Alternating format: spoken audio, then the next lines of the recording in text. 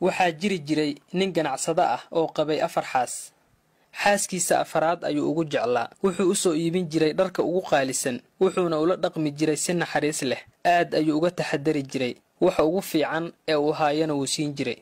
sidoo kale wuxuu aad u jeclaa xaaskiisa saddexaad. wuu ku faraxsanaa, wuxuuna markasta ugu faani jiray saaxiibadiis. iyadoo ay taasi jirto ayuu haddana ka cabsan jiray inay maalin uun ka tagto oo ay ka doorato nin kale.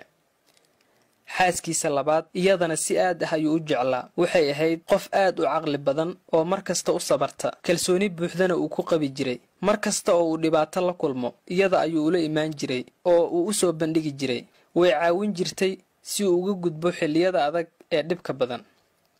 xaaskiisa koobaad waxay ahayd qof aad daacad ugu ahayd, waxayna ka qayb qaadan jirtay howlihiisa dhinacyada maamulka iyo ganacsiga, taas oo ay u dheerayd hawsha guriga. sidaas oo ay tahay, ganacsaduhu ma jeclayn xaaskiisa koobaad, iyaduse waxay u haysay jacayl saa'id ah. marnaba sidaas uma uusan qiimayn jirin. maalin maalmaha ka mid ah, ganacsadihii wuu xanuunsaday, wuxuuna qiyaasay inuusan wax badan sii noolaan karin. waxa uu ka fikiray noloshiisii macaanayd, wuxuuna naftiisa weydiiyey, hadda 4 xaas ayaan leeyahay, laakiin marka aan dhinto keligay ayaan noqonaa, ilaa iyo goorme ayaan keli ahaan doonaa.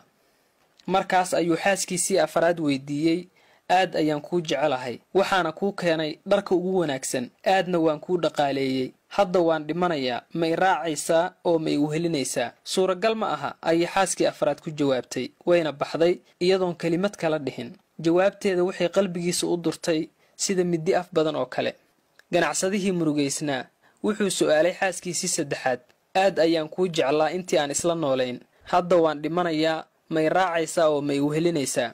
maya, ayay ku jawaabtay. nolosha aad ayay u qurux badan tahay halkan, mar kale ayaana guursan doonaa marka aad dhimato kadib. wuu niyad jabay ganacsadihii, aad ayuuna u qarqaray. kadib xaaskii labaad ayuu weydiiyey, mar walba adiga ayaan kuu soo hoyan jiray, kuuna imaan jiray marka aan garab u baahdo, adigana mar walba garabkayga ayaad ahayd. hadda waxaan kaa rabaa inaad mar kale i caawiso, marka aan dhinto ma i raacaysaa oo ma i wehelinaysaa? xaaskii labaad waxay tidhi, waan ka xumahay, markan kuma caawin karo. waxa ugu fog ee aan kuu qaban karana waa inaan qabrigaaga kuu diro anigoo ku karaamaynaya. jawaabteeda waxay ahayd sida maaso oo kale. si buuxda ayuu u niyad jabay ganacsadihii. kadibna cod ayaa meesha ka soo yeeray, aniga ayaa ku raacaya oo kula tegaya meel walba oo aad aaddo. ganacsadihii wuu fiiriyey, ileen waaba xaaskiisii koobaad.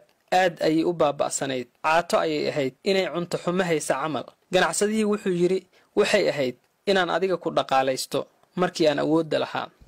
haddaba xaqiiqadu waxay tahay, dhammaanteen inta aan nool nahay waxaan leenahay 4 xaas. xaaska afaraad waa jirka. si walba oo aan waqti iyo dadaal ugu bixinno si aan u qurxinno, wuu naga tegayaa marka aan dhimanno. xaaskeenna saddexaad waa xilalkeenna, heerarka aan gaarno iyo hantideenna. marka aan dhimanno waxay u wareegayaan dadka kale. xaaska labaad waa qoyska, ehelka iyo asxaabta. si kasta oo ay noogu dhow yihiin, meesha ugu fog ee ay nala tegayaan waa qabriga iriddiisa. laakiin xaaska koobaad waa nafteenna. mar walba waynu hilmaannaa, waxaana ka daba cararnaa maqaam, hanti iyo wixii ay nafta jeceshahay. ruuxda ama nafta waa shayga koobaad ee noo raacaya meel walba oo aan aadno. waxaa nala gudboon inaan hadda korinno oo xoojinno intii aan shallaayi lahayn marka aan saarannahay sariirta meydka.